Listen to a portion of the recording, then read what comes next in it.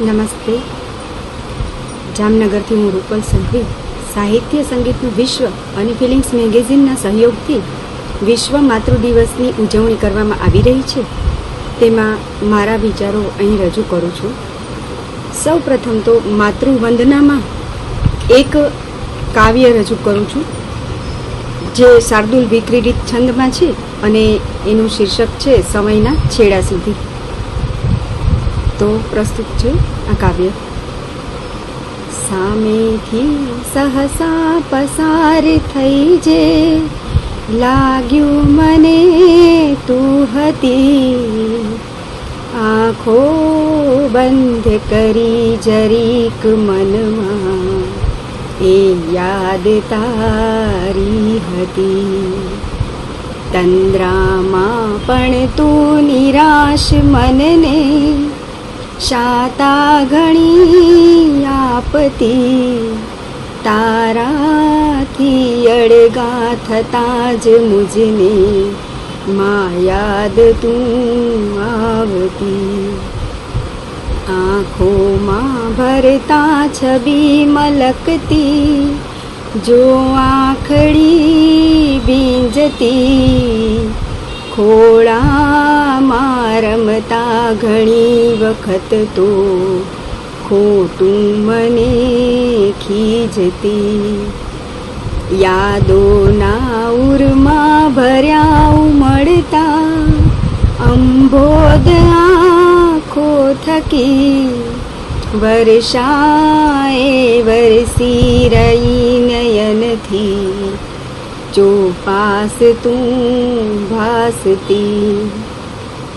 તારો હાથ શિરે સમયના છેડા સુધી રાખજે, તારા આશીષથી તમામ વિપદા ટાળી ખુશી આપજે. તારા આશીષથી તમામ વિપદા ટાળી ખુશી આપજે. માં આપણને આપણા મનને ત્યારથી જાણે છે જ્યારથી આપણું અસ્તિત્વ પણ નહોતું કે નહોતું આપણું મન પણ. જ્યારે આપણો આકાર સાકારપણે પણ નહોતો કે નહોતું એની પાસે આપણું ચિત્ર પણ. જ્યારે અતિ સૂક્ષ્મ સ્વરૂપે આપણે એનામાં રોપાયા અને એ વાતનો એને પ્રથમ અહેસાસ થયો, ત્યારથી જ માં આપણને ચાહે છે, મનમાં જ ઉમાહે છે, આપણી એક છબી કલ્પનામાં જ જોયા કરે છે.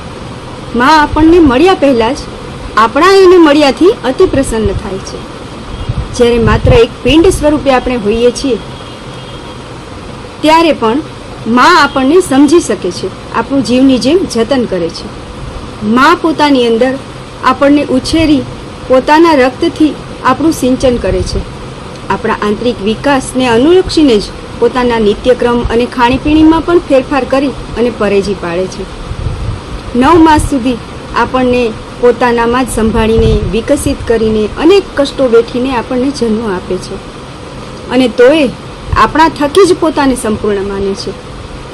અને જીવનમાં આપણા વ્યક્તિત્વને નિખારવા પોતાની ઈચ્છાઓને, પોતાના શોખ અને સપનાઓને પણ આપણા માટે મનમાં જ મારતી રહે છે.